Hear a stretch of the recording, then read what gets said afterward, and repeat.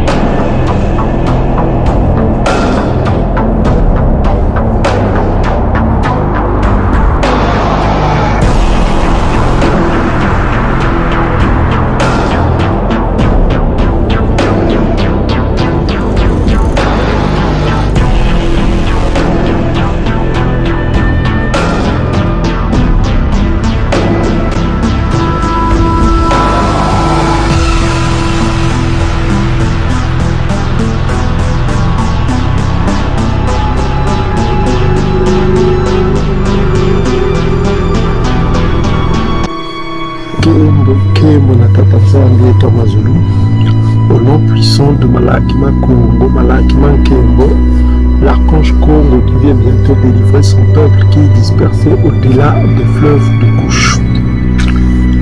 En effet, selon les écritures hébraïques dans tout l'Ancien Testament, il est écrit explicitement, selon les traductions les plus anciennes, notamment la Vulgate qui date de la fin du IVe siècle, qui puise ces traductions de la Septante qui date avant l'ère chrétienne, donc ça fait des siècles et des siècles, dit ceci, que le peuple du Dieu vivant est dispersé au-delà des fleuves de Couche, c'est-à-dire de l'Afrique centrale jusqu'en Afrique du Sud. Je rappelle que Couche, c'est l'ancienne Nubie. Donc nous sommes de l'Afrique centrale jusqu'en Afrique du Sud. Donc au-delà des fleuves de Nubie, nous rentrons dans l'Afrique centrale. Le peuple du Dieu éternel est dispersé là-bas. Qu'on ne vous dise pas n'importe quoi. Que le peuple du Dieu vivant est dispersé au-delà des fleuves du Jourdain. Ceux qui sont là-bas, c'est des Amalékites. C'est des Édomites. Nous l'avons prouvé, c'est le prince de Tyr. C'est Amalek. Le peuple du Dieu vivant n'est pas dispersé au-delà des fleuves du Mekong. Celui qui est au-delà du fleuve de Mekong, c'est Gog. C'est déjà fétiste. Le peuple du Dieu vivant n'est pas dispersé au-delà des fleuves du Mississippi. Ceux qui règnent là-bas, ce sont des Édomites, c'est le temple de Bosra. Donc, bien-aimés frères et sœurs, c'est en cela que nous devons avoir de la connaissance. La connaissance de qui est le peuple du Dieu vivant. Si vous êtes si vous aimez le Dieu vivant, vous devez aimer les écritures hébraïques bantou, qui explicitement dit que le peuple du Dieu vivant apporteront des offrandes et ils sont dispersés au-delà des fleuves de couche. L'apport des offrandes, qui est une exigence de la loi mosaïque, est une recommandation pour les Israélites. Ils apporteront des offrandes selon Ésaïe chapitre 18, versets 1 à 7. Ils apporteront des offrandes dans un vase pur selon Ésaïe chapitre 66, verset 20. Ils apporteront des offrandes selon Ézéchiel chapitre 20, verset 40. Ils apporteront des offrandes selon Sophonie chapitre 3, verset 10 à 20. Ils apporteront des offrandes selon Malachie chapitre 3, verset 1 à 5. Vous voyez, tous ces prophètes ont dit la même chose. Mais où est ce peuple? La réponse est donnée par Ésaïe 18, verset 1 à 7, et confirmée dans Sophonie chapitre 3, verset 10 à 20. Le peuple du Dieu vivant n'est pas ce que vous croyez. Dans vos églises, dans vos mosquées, dans vos synagogues, le peuple du Dieu vivant est dispersé au-delà des fleuves de couche, que vous le vouliez ou pas, parole du Dieu de l'univers. Mais Congo vous l'a dit. Mes frères et sœurs, l'heure est grave. Personne ne vous a dit que il y aura une puissance anti-messianique qui va s'élever, qui s'élève déjà. Cette puissance, c'est Gog. C'est pas Yann Tiba qui l'a dit. Quand on va dans les livres pré-chrétiennes, les textes bantous pré-chrétiennes, qu'on appelle la traduction septante, que les Ngoï, Édomites, Grecs, voulaient qu'on traduise de l'hébreu au Kouané, qui est l'ancien grec. Vous connaissez l'histoire de Ptolomée. Voilà que les Édomites ont enlevé cela dans les Bibles actuelles.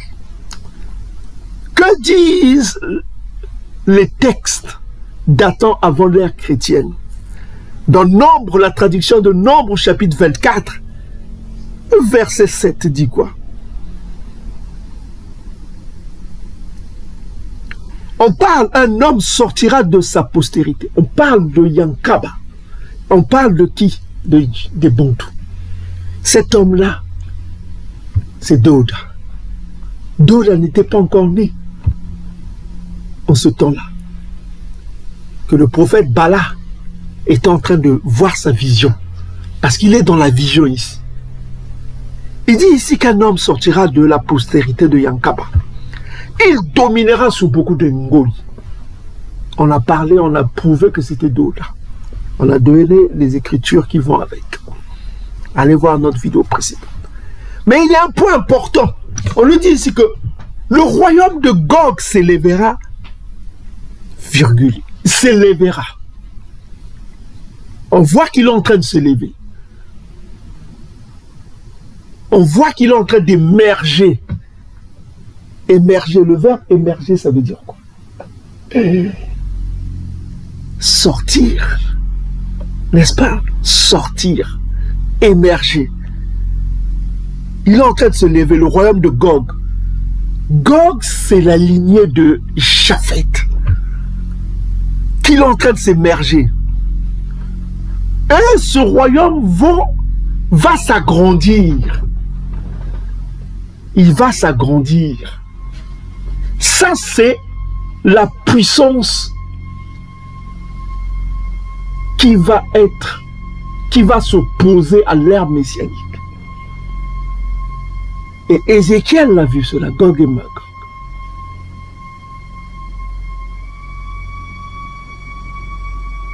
Mes frères et sœurs, l'heure est grave. Pourquoi l'heure est grave? Parce que Japhet, c'est qui? C'est les Asiatiques. On vous l'a prouvé cela. Regardez cet article que je voulais vous montrer. Cet article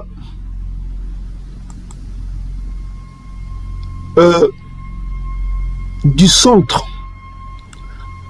Ici, on appelle Center for Strategic International Studies.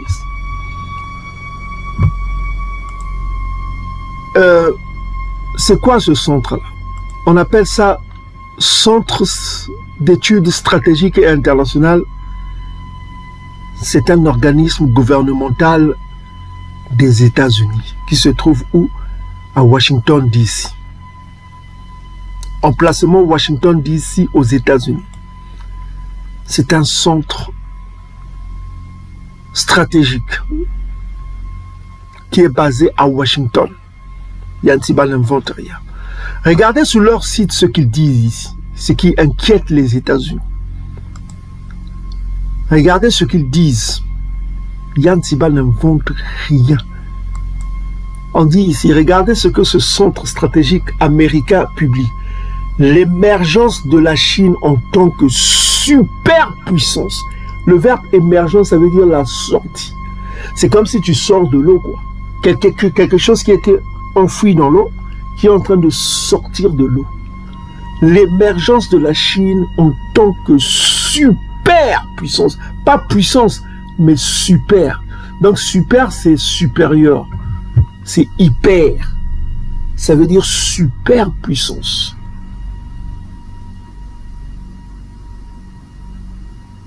Ça, c'est pas Yantiba qui le dit. Et puis, il y a une deuxième étude de l'agence qu'on appelle McKinsey. Donc, je voudrais parler aussi de McKinsey & Company. Vous connaissez l'agence McKinsey & Company. C'est quoi McKinsey & Company? C'est une société multinationale américaine de conseil en stratégie et en gestion qui propose des services professionnels aux entreprises, au gouvernement, au pluriel, et d'autres organisations fondées en 1926 par O. James McKinsey. Une société de conseil de gestion. Donc c'est une société réputée sur la gestion, sur tout ce qui est gouvernemental. Donc, regardez ce qu'ils disent. C'est une agence américaine. Ce n'est pas n'importe quelle agence. Une puissante agence américaine qui concerne les gouvernements. Regardez ce qu'ils disent ici. Écoutez attentivement. Regardez ce qui se passe. Hein? Vous allez voir que c'est du sérieux. Le monde est en train de basculer et vous êtes en train de dormir. Vous ne savez pas ce qui se passe.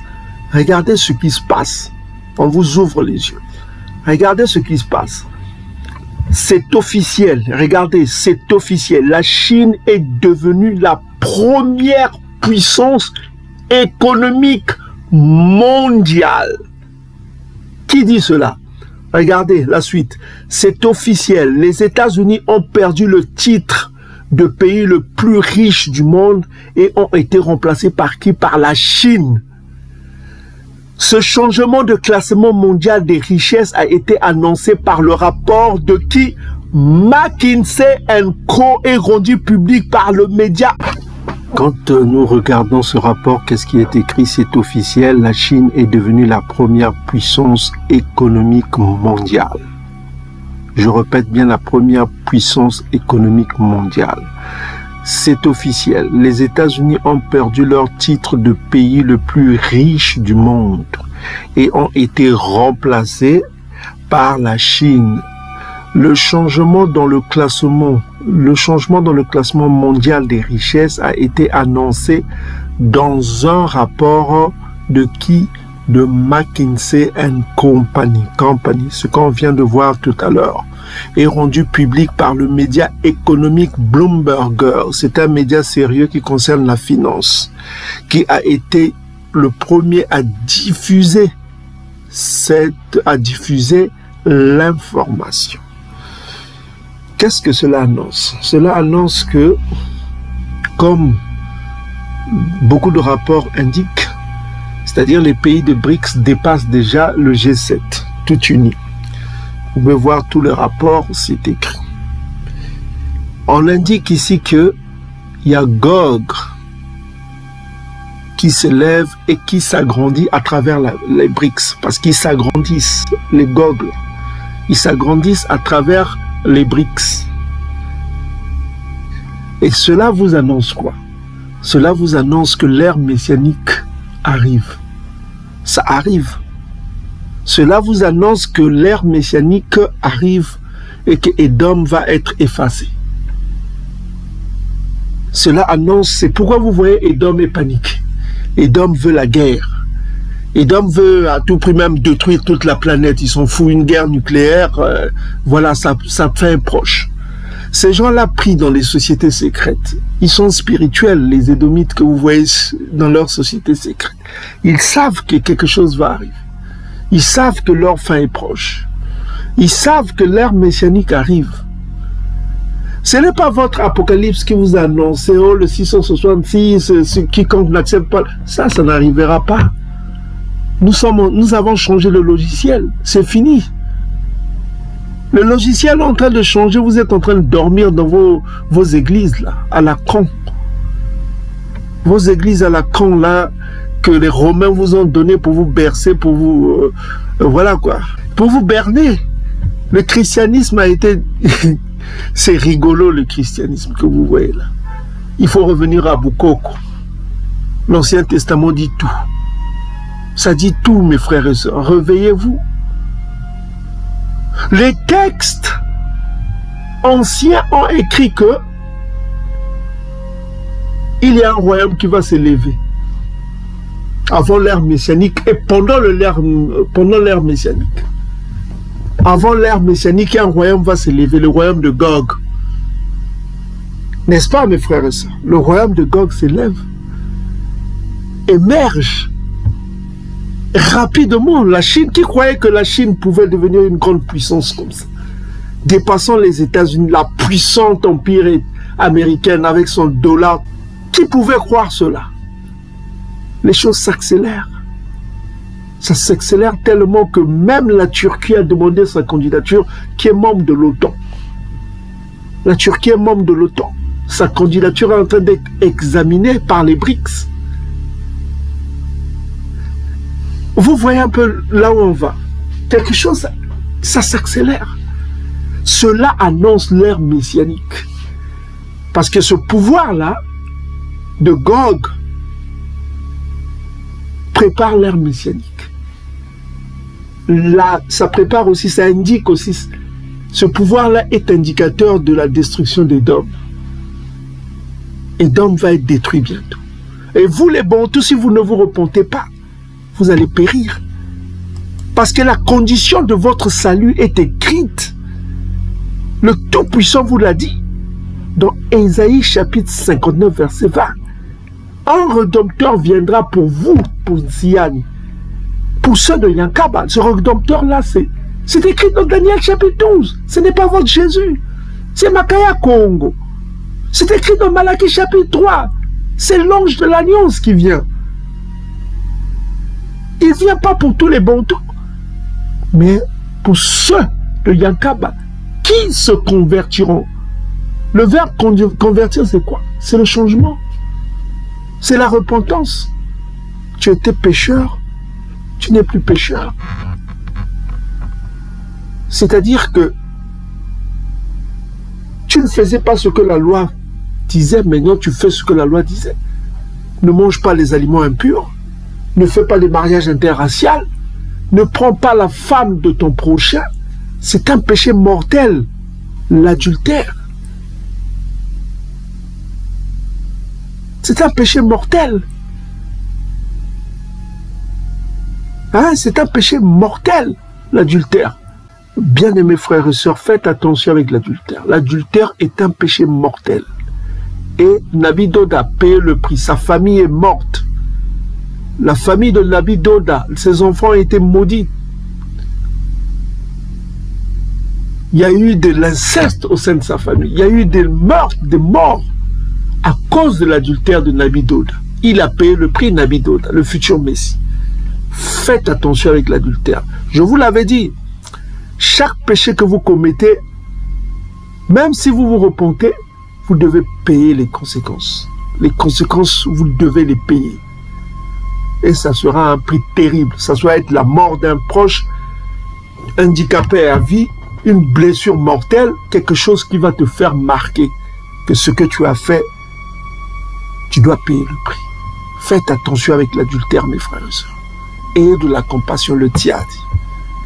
Parce que le tiadi, c'est indispensable. C'est la compassion. Ayez de la compassion. Ne faites pas ça. Ne faites pas le mal ni à un goyi, ni à un bantou. Surtout un bantou. Ne prenez pas la femme qui ne vous appartient pas. N'embrassez même pas la femme d'autrui avec des bisous comme font les occidentaux là, édomites. Bisous ici. Non, non, non. La femme de ton prochain, tu ne touches pas. Même un bisou comme ça. Même s'asseoir à côté d'elle. La toucher même, je sais pas. La femme de ton prochain, tu ne fais même pas un bisou à la joue, tout ça. Non. Tu ne la touches pas. Ne touche pas à la femme de ton prochain. Vous lirez Proverbe chapitre 6. Quiconque touche la femme de son prochain. Toucher, on parle de toucher. Évitez. Si tu sais que cette femme-là est mariée, évite. Fuis. Évite. Souvenez-vous de ce que Joseph avait fait. La femme d'un Ngoï Kamita, qu'il a dragué, mais il a rejeté cela. Quel honneur. Faites attention avec l'adultère. Ok, mes frères et sœurs.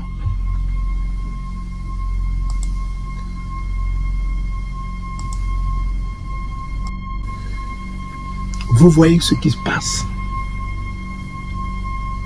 Vous avez des agences qui vous disent qu'il y a une superpuissance naissante qui est en train de naître. Qu'est-ce qui se passe? Qu'est-ce que cela veut dire? La prophétie est en marche. Gog s'élève. Non seulement il s'élève, il est en train de s'agrandir. À travers quoi? Les BRICS. C'est cette coalition dont parle Ézéchiel. Donc Gog et Magog. Qui va s'affronter à Doda, qui sera le grand Messie, soutenu par l'archange Congo, qui va mettre fin à Gog. Pour prouver au Ngoï que faites attention. Mon Messie, qui est Doda, ne badinez pas avec, sinon vous allez périr.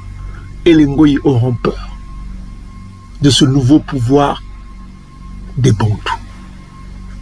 Parce que les Ngoï, s'ils ne voient pas que ce pouvoir fait peur, ils n'auront pas peur de ce pouvoir. Parce qu'il faut que tu sois brûlé par le feu pour savoir si la plaque est chauffante. Si une plaque ne chauffe pas, tu peux mettre ta main. Mais si tu sais que ça chauffe, tu mets ta main, tu vas avoir peur de mettre ta main. C'est ça que vous devez comprendre. Personne n'arrêtera l'émergence de la Chine. Elle va s'agrandir. Et Bosra va descendre. Et va être exterminé par l'arrivée de l'archange Congo. Édom ne sera plus. Mais le reste des Édomites qui resteront seront une possession des Bantous. On vous l'a dit. Ceux qui sont en Afrique surtout. Partout où seront les Édomites, ils seront exterminés. Mais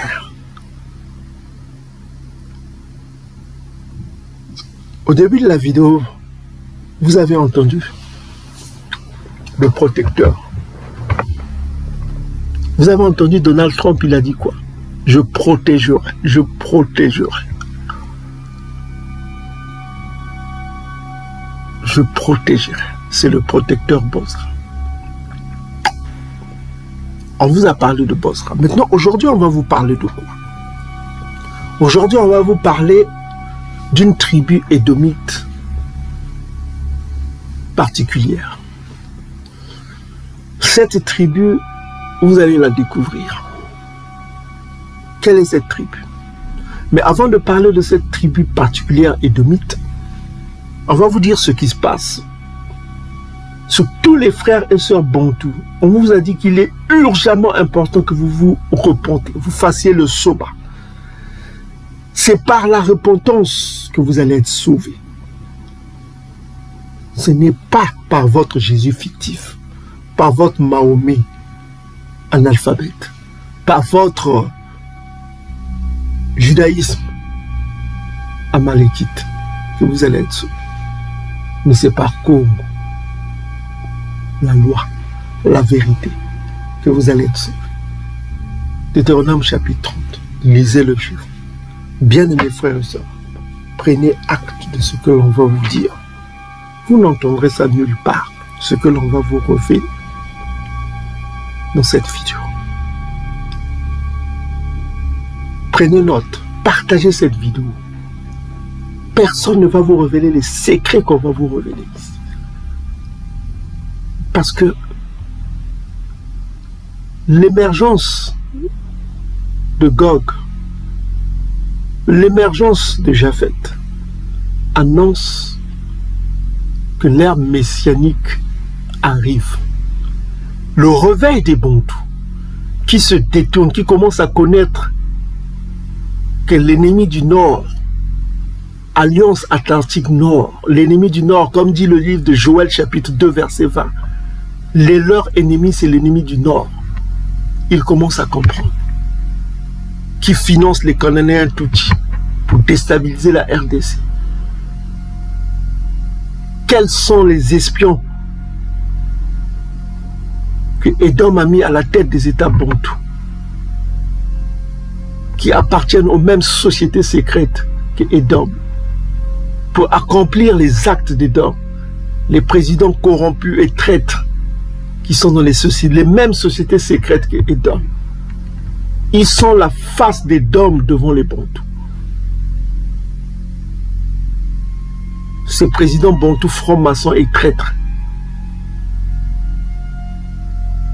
Mes frères et sœurs, l'heure est grave.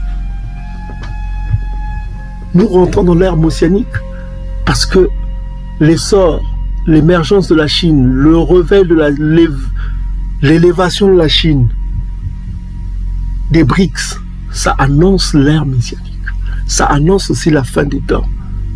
Ça annonce la fin des temps. Que Edom va partir. Edom va être éradiqué par le tout-puissant de l'univers. Ça annonce la fin des temps. Tous ces événements qui sont en train de s'accélérer, ça doit vous faire... Vous devez faire attention parce que le grand juge arrive. Le grand archange Congo. Que le Dieu Congo avait dit, faites attention avec cet ange-là. Il ne pardonnera pas vos iniquités. Faites attention. Le Dieu de l'univers a dit aux Bantous, à nos pères, faites attention avec l'archange Congo. Faites attention avec lui. Il ne pardonnera pas vos déviances, vos iniquités. Parce que vous êtes dans l'idolâtrie maintenant. En priant le Dieu, le même Dieu que vos ennemis. Vous avez le même Dieu que vos ennemis. Vous priez le même Dieu que vos ennemis. Ceux qui vous haïssent, vous avez le même Dieu.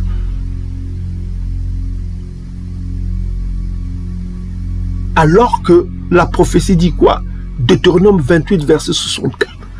Vous prierez des dieux que n'ont pas connus vos pères. Réveillez-vous. Le Dieu là, le Jésus là que vous avez, vos pères n'ont pas connu ce Jésus.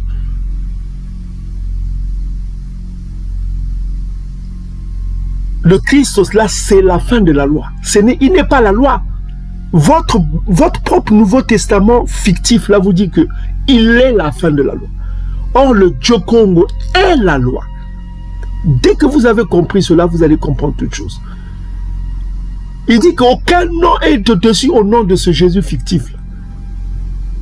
Mais où est le nom de Congo? Le nom de Congo est au-dessus. Parce que c'est le nom du Dieu de l'univers que son peuple porte. Son peuple s'appelle de son nom. On vient de vous le prouver. Le peuple du Dieu a le même nom que son Dieu. Et les Ngoï le seront Deutéronome chapitre 28 verset 10. Et ils auront peur. Ils sauront que le Dieu de l'univers a le même nom que son peuple. C'est écrit, lisez la version Rabbina. Le Dieu de l'univers a le même nom que son peuple. Et les Ngo, ils le sauront. Ils le sauront, c'est le futur. Ils se rendront compte de cela. Mais aujourd'hui, ils ne le savent pas parce que Edom ment. Edom vous a menti. Avec allégresse. Comme il montre toujours que l'Égypte c'est lui, que la Chine c'est lui. Il est tout quoi, sauf Edom. Donc, bien-aimés frères et sœurs, réveillez-vous. Prenez garde. Donc, nous allons vous révéler un autre secret aujourd'hui. Quel est ce secret? Prenez note, mes frères et sœurs. Repentez-vous. Ne fêtez pas les fêtes de Noël qui arrivent, les fêtes de fin d'année. Changez complètement vos comportements. Arrêtez de manger les aliments impurs. Arrêtez de prendre les femmes goï. Et vous, les femmes goï, arrêtez de prendre les hommes goï. Arrêtez avec l'adultère. Bien-aimés frères et sœurs, réveillez-vous. Repentez-vous dans ces derniers temps. Repentez-vous. Revenez à la loi Congo. Faites ce qui est juste. Et la justice viendra vers vous. Abandonnez le mal.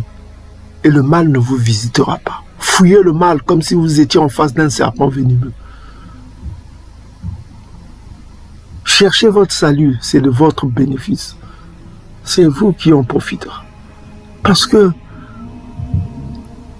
vous allez manquer quelque chose. Les Ngoï vous convoitent. Parce que Dieu est avec vous. Et vous portez le nom de Dieu. Et il faut honorer ce nom-là. Pas en déshonorant ce nom, en faisant ce qui est injuste. Repentez-vous, peuple bantou. Lisez Ézéchiel chapitre 18. Ça vous dit tout. Le Tout-Puissant ne veut pas la mort d'un pécheur. Il veut que vous fassiez le soba. Ok, mes frères et sœurs, que vous reveniez à l'obéissance. C'est tout ce qu'il a dit tout au long du Koma de Bangkok. Il n'a pas parlé d'un Jésus. Le Jésus, c'est romain, ça. C'est les Romains qui vous ont créé pour vous égarer, pour vous amener à la fin de la loi, parce que ce Jésus-là est la fin de la loi. Est. Le verbe être est important. Christ est. Retenez bien le verbe être. Il est. Donc c'est sa définition. Il est la fin de la loi. Or, il n'y a pas la fin de la loi. La loi est éternelle. Ok, mes frères et sœurs. Baruch chapitre 4. La loi de Congo est éternelle. Ok, donc, bien aimés frères et sœurs, c'était juste le résumé. Maintenant, on va rentrer dans le vif du sujet. Donc, de quoi est-il question aujourd'hui? Il est question de vous parler encore des codes secrets des prophéties dans ces derniers temps. Le nouveau code secret ici, on vous ramène à un personnage important dans la prophétie qui s'appelle Théman. Alors, beaucoup de gens ne connaissent pas qui est Théman. Alors, pour connaître qui est Théman, il faut aller dans 1 Chronique chapitre 1, versets 35 à 36. Donc, on vous parle des fils de Ntsavu, Ésaü. Ntsavu, c'est le poilu là. Parmi ses fils, son premier fils aîné, c'est-à-dire l'aîné, c'est la force d'un père. La force d'un père. Ok? Donc la force d'Ésaü, c'est Eliphaz. Et Eliphaz a une force qu'il a donnée, c'est Théman. C'est ce fameux Théman que vous voyez sur l'écran. C'est Théman qui est la force d'Eliphaz, le premier fils de Ésaü, de Ntsavu, de Isso, Ésaü. Qui est ce Théman? On en a parlé dans plusieurs écritures de Théman. Mais dans la prophétie, que représente Théman? Théman, c'est une tribu édomite. Maintenant, pour connaître qui est Théman, il faut aller dans plusieurs écritures. Alors, la première écriture qu'on va aller, on va aller d'abord dans Ésaïe chapitre 63. Ésaïe 63 nous dit que celui qui vient, c'est-à-dire l'archange Congo, l'ange de l'Alliance, c'est l'archange Congo qui vient, Makaya Congo, ce qui est écrit notamment dans Daniel chapitre 12, versets 1 à 3, l'archange Congo qui vient, Makaya Congo, que vous appelez Michael, Michel, je ne sais pas, l'archange Congo qui vient, il vient pourquoi? Avec des pouvoirs, pouvoir de résurrection, nous dit Daniel chapitre 12, il vient avec le pouvoir de donner la vie éternelle aux Bantous qui sont restés fidèles, hein? Ok, à la loi. Ils brilleront comme les étoiles, tout ça comme ça. Et il vient avec le pouvoir d'exclusion, d'exclure les Bantous qui sont des rebelles, c'est-à-dire des idolâtres, des rebelles, quoi. Ézéchiel chapitre 20, verset 48 donne un peu plus de détails sur cela. Donc c'est pourquoi chaque fois que nous prêchons, nous demandons à nos frères de sortir du christianisme et des religions d'Engoï. Parce que c'est vous qui allez perdre, c'est pas Yann Siba, hein, c'est vous qui allez perdre. Voilà quoi. Il faut connaître qui est le Tout-Puissant. Le Tout-Puissant est la loi. Il est la loi. Il est Congo. Parce qu'il est la vérité. Psaume chapitre 119, 142. Il est la vérité. La vérité, c'est la loi. Parce que dès que vous savez que le Dieu de l'univers s'appelle la vérité, c'est Congo. La vérité, c'est la ceinture. La vérité, c'est Congo. Congo, c'est la ceinture. Congo, ça vient du verbe kanga. Le verbe kanga, on dit Congo, ça veut dire fermer. Hein. On fermait la ceinture. Donc, dès que vous connaissez cela, vous n'allez pas aimer Jésus-Christ. Parce qu'il est la fin de la loi. Il est la fin de Congo. Il est la fin de la vérité. Parce que quand on vous dit que Christ est la fin de la loi, ça veut dire la fin de la vérité. Quand il n'y a pas la vérité, le contraire, c'est quoi? C'est le mensonge. Il est le mensonge. C'est tout ce que ça veut dire. Il suffit d'être intelligent. Il suffit d'être intelligent. Dans ces derniers temps, peuple bantou, soyez au-delà de l'intelligence. Vous devez être hautement spirituel dans ces derniers temps. Si vous n'êtes pas spirituel, hautement spirituel, vous n'allez pas comprendre. Respectez le Nzamba chaque samedi. Écoutez attentivement Ésaïe chapitre 63 pour comprendre qui est Théman. Écoutez attentivement. On dit ceci. C'est résumé ici dans les Bibles chrétiennes, on dit jour de vengeance. La vengeance. La vengeance, c'est quoi? C'est le jour de Congo. Le jour de Congo est un jour de vengeance.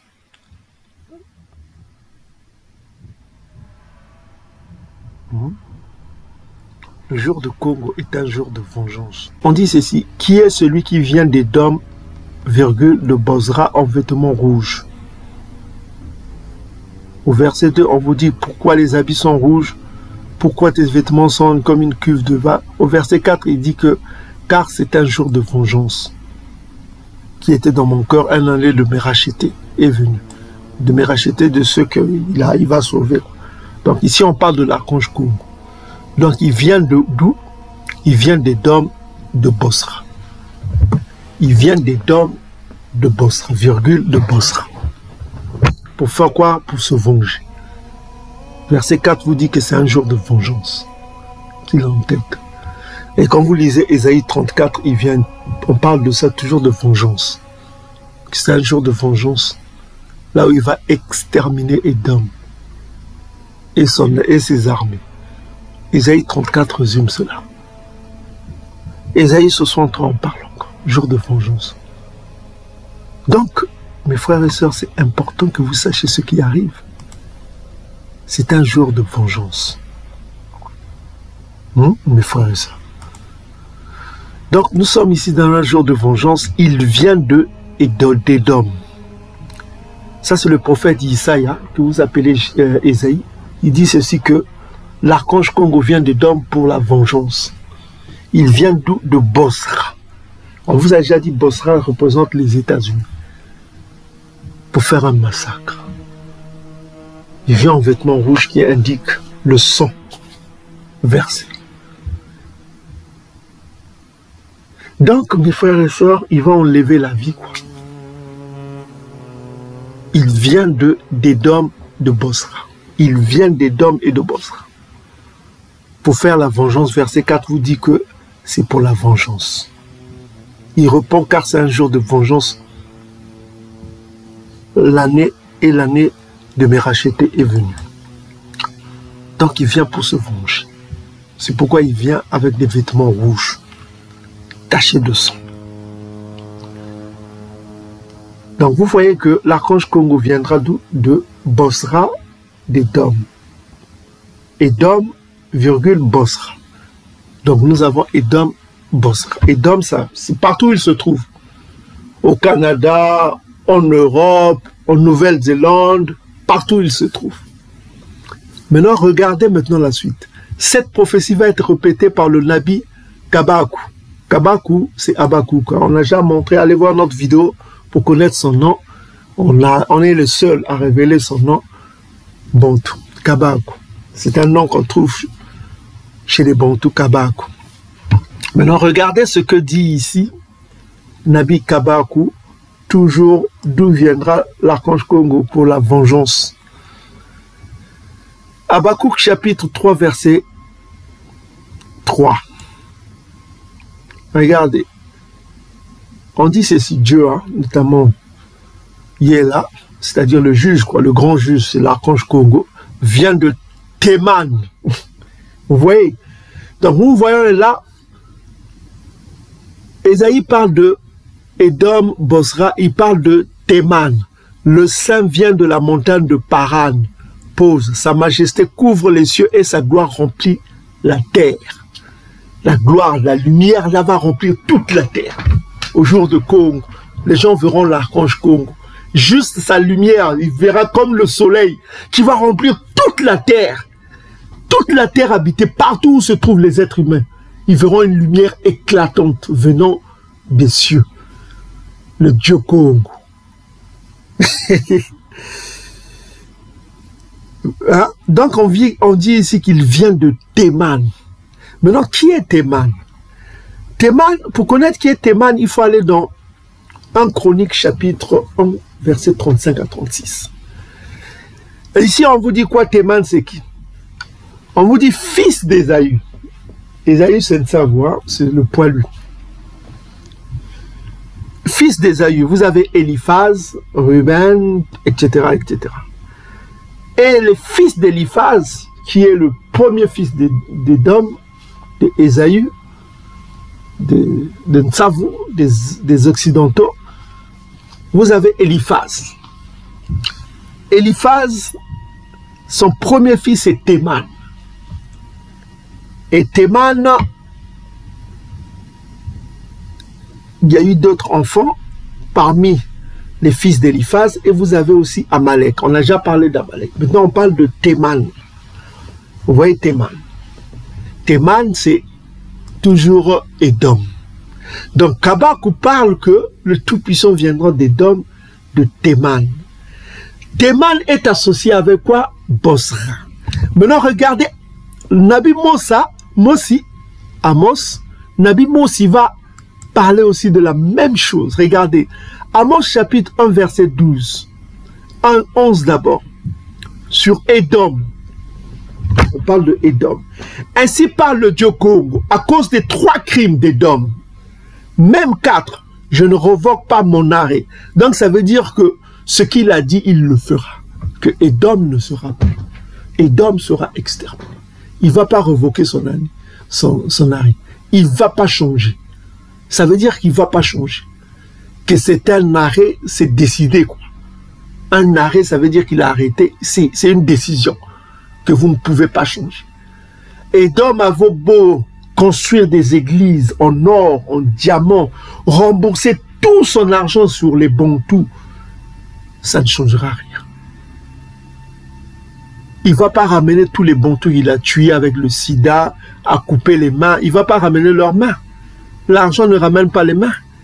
Tous les crimes qu'il est en train de faire, continuer à faire, à piller le Congo via ses proxys qui sont les Tutsis rwandais. Il est en train de continuer à faire le mal contre les Bantous. Il n'arrête pas. C'est dans son obsession, c'est dans sa haine. Vous allez voir sa haine. Le Tout-Puissant en train de voir Édom, ce qu'il est en train de faire. Il est indigné. Regardez ce qu'il fait. Ils disent quoi? Ainsi parle le Dieu Congo à cause des 3 crimes d'Édom, même 4. Je ne revoque pas mon arrêt. C'est-à-dire qu'il ne va pas changer. Sa décision est prise. Parce qu'il a poursuivi ses frères. Ses frères, c'est qui? C'est les Bantous. Avec l'épée, en étouffant sa compassion. Il a étouffé sa compassion. Il n'a pas eu de compassion pour eux. Parce que Ésaïe 47 le dit. Ésaïe 47 verset... Ésaïe 47 le dit. Ésaïe 47. Ésaïe 47 verset 6. J'étais irrité contre mon peuple. J'ai profané mon héritage. Je les ai livrés entre tes mains. Et en parlant d'Édom, comme... voilà, fille de Babylone. Fille de Babylone, c'est toujours Édom. Donc on voit ici que il a profané son peuple, c'est-à-dire il a sali son peuple. Mon héritage, je les ai livrés entre tes mains. Les Bantous ont été livrés entre les mains d'Édom. Tu n'as pas eu pour eux de la compassion. Tu as durement apaisanti ton joug sous le vieillard. C'est-à-dire que même les vieillards n'ont pas été épargnés. Il n'a pas eu de compassion. Il n'a pas fait preuve de compassion contre les Bantous. Dans sa colère. Donc c'est pourquoi Amos ici dit ici, ainsi parle le Dieu Congo, à cause des 3 crimes d'Édom, même 4, je ne revoque pas mon arrêt. C'est-à-dire qu'il a décidé qu'il va détruire Édom. Parce qu'il a poursuivi ses frères avec l'épée en étouffant sa compassion. Donc il n'a pas eu de compassion pour nous, les Bantous. Parce que sa colère déchire toujours et qu'il garde éternellement sa fureur. La fureur, ça veut dire la colère. Il garde éternellement. Il continue à toujours faire le mal aux Bantous. Il n'arrête pas. Parce qu'il sait que s'il continue à faire visiblement les Bantous le mal, les gens le sauront, donc il utilise les proxys. Les proxys, c'est quoi? Il a eu les Tutsis cananéens qui ont aussi une haine contre nous, à cause que les Cananéens ont perdu leur terre à cause des Bantous. Ils ont une haine aussi contre les Bantous, les Cananéens, donc ils se servent des Cananéens pour faire du mal aux Bantous. Les Cananéens Tutsis. Vous voyez ce qui se passe au Mozambique? Les Cananéens Tutsis continuent à faire le... Ils vont même jusqu'au Mozambique, les Bantous du Mozambique. Je vous rappelle que le mot Mozambique vient de mot qui indique l'origine Nzambi. Il vient de Nzambi, Monzambi. Mozambique. Et ils sont là-bas, les Cananéens Tutsis. Donc, Édom utilise ses proxys pour faire du mal aux Bantous. Comme il a toujours fait en Afrique du Sud, partout. Parce qu'il a une haine éternelle. Même les Bantous captifs, que ce soit en Haïti, que ce soit dans les îles Caraïbes, en Martinique, nos frères de la Martinique souffrent à cause d'Édom. Nos frères de la Guadeloupe souffrent à cause d'Édom. Partout là où sont les Bantous, les captifs Bantous, ils continuent à faire le mal. Aux États-Unis, on les tue dans les rues. Les captifs Bantous sont en train d'être liquidés dans les rues par la police. Vous avez entendu parler de ça. Même les captifs Kamites aussi subissent la même chose. Donc, il a une haine éternelle. Il a une colère éternelle qui ne se tient pas. Pourquoi? Parce que à cause de cela, il a le sentiment que Yankab a volé quelque chose qui devait l'appartenir. Et il se venge. Il a une colère qui ne s'éteint pas. Donc on dit ici que... On nous dit ici que quoi? Parce que sa colère déchire toujours et qu'il garde éternellement sa fureur. Maintenant, regardez comment le Tout-Puissant va agir contre Édom. J'enverrai le feu dans Théman. Il dévorera les palais de Bosra. Point. Donc c'est là où j'en verrai, c'est le futur. C'est là où on remarque quelque chose qui est intéressant. Tout à l'heure, on vient de vous dire que le Tout-Puissant vient de Bosra. Il vient de Théman pour se venger. Là, on voit qu'il y a une association entre Théman et Bosra. Est-ce que vous commencez à comprendre?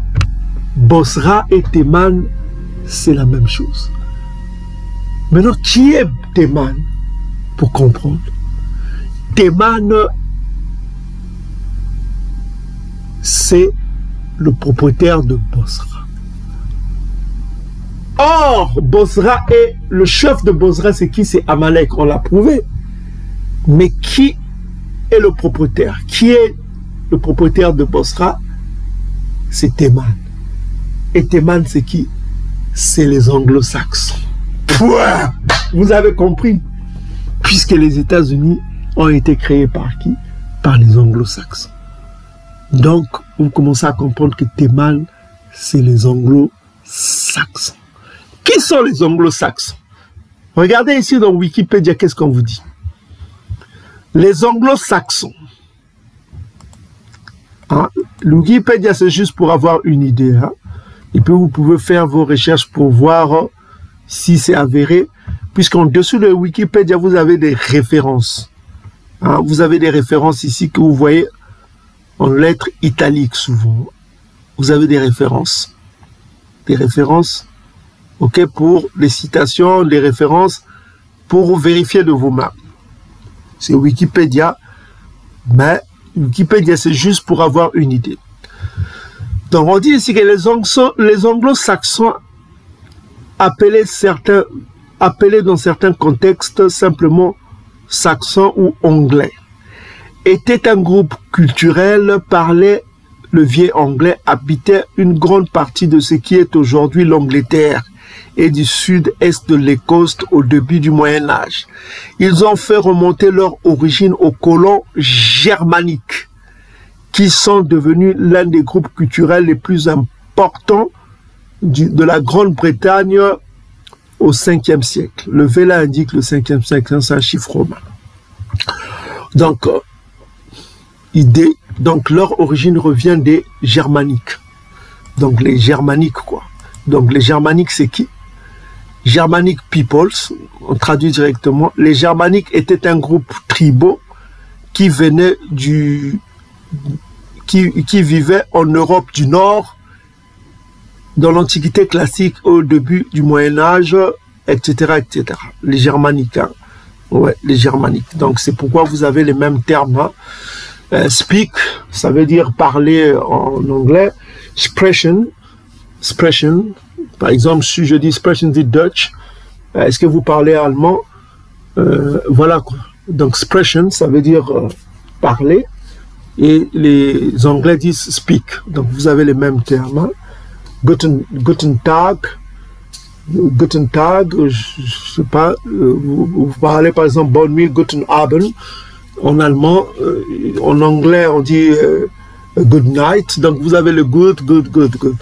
Ok, donc vous avez presque les mêmes termes, hein, les mêmes mots, les Anglais et les Germains, l'Empire germanique. Hein.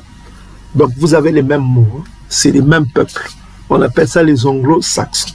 Ils tirent leur origine des peuples germaniques. Donc vous entendez Hitler et tout ça avec son pan-germanisme, l'histoire des Édomites. Donc c'est une ethnie édomite qui se situe dans cette lignée-là, anglo-saxon, qui veut dire les Anglais, les peuples germaniques, hein, qui trouvent leur origine chez les germaniques. Donc leur origine aux colons germaniques, c'est des peuples germaniques. Donc ils sont mélangés avec les germaniques. Donc voilà quoi. Donc vous avez les anglo-saxons. C'est ce qu'on appelle Théman. Donc c'est eux qui ont été à l'origine, c'est la tribu expansionniste de Édom. Parce que souvenez-vous que Édom, il a été prophétisé que Édom vivra de son épée. Genèse chapitre 27 verset 40. Il vivra de son épée. Ok? Il vivra de son épée. L'épée indique un instrument de guerre. Donc il fera les guerres. Les anglo-saxons étaient réputés être des guerriers redoutables, des pirates, des gens comme ça, quoi. ils aimaient la guerre, quoi. Donc, les germanophones, donc vous voyez Hitler avec ses guerres, tout ça comme ça, c'est les peuples germaniques. Et si vous voyez, ils ont les liens aussi avec leurs frères amalékites. Hein.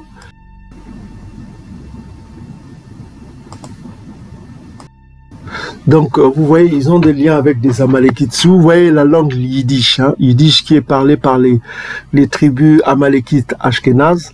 Donc, vous avez ici yiddish.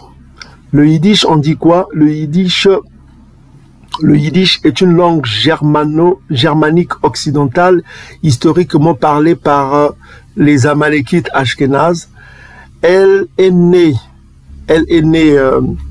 au 9e siècle, en Europe centrale, et a fourni à la communauté ashkénaze naissante une langue vernaculaire basée sur le haut allemand fusionné avec de nombreux éléments empruntés de l'hébreu, hein, le mishnik, donc il y a de l'hébreu dedans, un peu de l'hébreu, hein, et la plupart des variétés du yiddish incluent des éléments des langues slaves, ok, des langues slaves qui sont dedans. Le vocabulaire contient des traces romanes, ok, romanes. Le yiddish a traditionnellement été en utilisant l'alphabet hébreu. Donc, vous avez des langues germano-slaves, hein, germano-slaves. Vous voyez que ces peuples-là, ils sont ensemble. Donc, c'est pourquoi vous avez Amalek qui vient de Éliphaz. Donc, Éliphaz, c'était le fils aîné. Donc, vous avez ces mêmes tribus-là. Donc, vous avez Amalek parle des langues germano-slaves. Donc, vous avez toujours les anglo-saxons. Le germanique, c'est des anglo-saxons. Est-ce que vous commencez à comprendre? Donc, l'empire anglo-saxon s'est répandu avec l'anglais, qui est la langue des anglo-saxons. Ça s'est répandu au Canada, ça s'est répandu en Nouvelle-Zélande, en Australie. Ils se sont répandus partout. Ils ont conquis des terres jusqu'en Inde, ils ont colonisé l'Inde, ils ont colonisé même une partie de la Chine. Hein. En Asie là-bas, ils ont que Singapour, ils sont allés partout, les anglo-saxons. Donc, c'est la force expansionniste des Dom. C'est le colonisateur des Dom. Donc, c'est lui qui est associé avec Bosra, dont il n'est pas le chef. Son chef, c'est son frère Amalek. Son frère Amalek est le chef de sa maison, le financier, le porte-monnaie. Est-ce que vous commencez à comprendre? Et le protecteur, parce que Bosra indique la protection. On vous l'a dit que Bosra, c'est l'enclos. Bosra, c'est quoi? C'est la bergerie. Bergerie veut dire quoi? C'est la protection. L'enclos, c'est la protection. Pour éviter que les brebis s'éparpillent. Donc, vous commencez à comprendre la prophétie. Donc là, nous ne sommes pas dans vos livres fictifs de Apocalypse, tout ça comme ça, qui vous parlent des 666 à Lacan, tout ça comme ça. Là, nous rentrons dans une nouvelle étape. Nous parlons maintenant des pays BRICS. Ils vont faire leur monnaie et c'est inévitable. Ils vont s'agrandir. Selon la prophétie, ils vont s'agrandir. C'est pas Yann Tiba qui le dit, c'est la prophétie qui le dit. Ils se lèvent et ils vont s'agrandir. C'est inéluctable. Personne ne va les arrêter.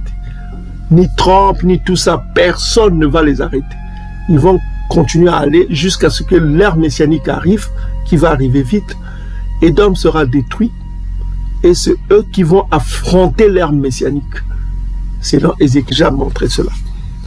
Ils vont chercher à s'affronter avec l'ère messianique. On en a parlé aussi dernièrement dans le livre de Zacharie chapitre 12. Okay, ils feront la guerre aux Bantous, qui vivront dans une terre paisible. Donc, voilà. Donc, vous avez ici, on apprend que Amalek, qui utilise le yiddish, c'est une langue germano-slave. Germano-slave, nous avons toujours le terme germanique qui revient toujours des peuples anglo-saxons. Bien-aimés frères et sœurs, maintenant on va vous expliquer ce qui va arriver maintenant, la prophétie sur Théman. C'est là où vous allez commencer à voir clair sur ce qui est en train de se passer. Donc, pour ceux qui ne connaissent pas encore la relation entre Japheth et Édom, comment Japheth s'est allié avec Édom, ok? il faut aller voir notre vidéo qui s'affiche sur l'écran. Ok, allez voir notre vidéo pour comprendre Japhet et Édom, comment ils sont devenus un même peuple. Ok, c'est pourquoi vous avez la Russie qui est un pays eurasiatique.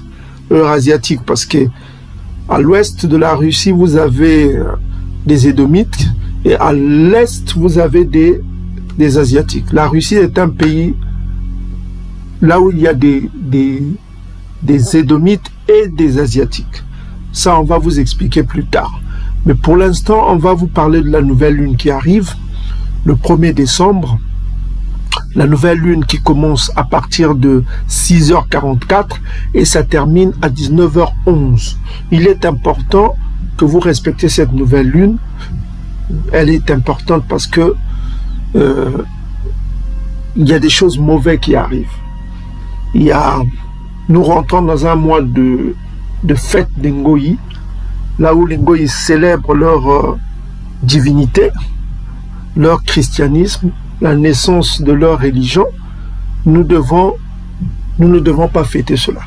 Nous ne devons pas fêter les fêtes de fin d'année. Parce que notre peuple souffre au-delà des fleuves de couche.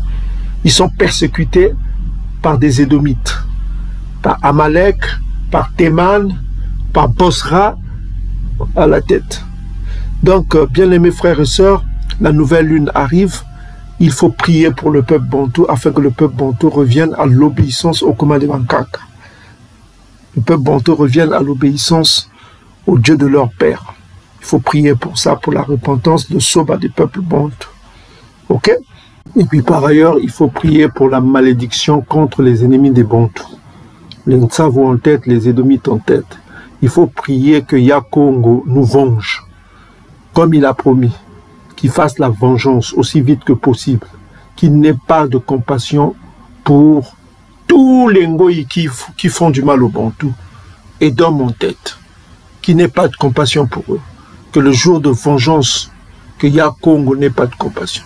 Il faut prier contre tous les ennemis des Bantous, sans exception, et d'hommes en tête, Ishmaël, Amalek, Théman, tous, les Cananéens, Touti, tous, des ennemis de Bantou doivent payer le prix cher. Il faut prier contre eux. Et pour bien prier, il faut voir cette vidéo-là. Comment prier? Ok? Il faut aller voir cette vidéo qui s'affiche sur l'écran. Donc ça commence de 6h44 et ça termine à 19h11 pour ceux qui sont dans l'hémisphère nord. Maintenant, pour ceux qui sont dans l'hémisphère sud, c'est du lever au coucher du soleil.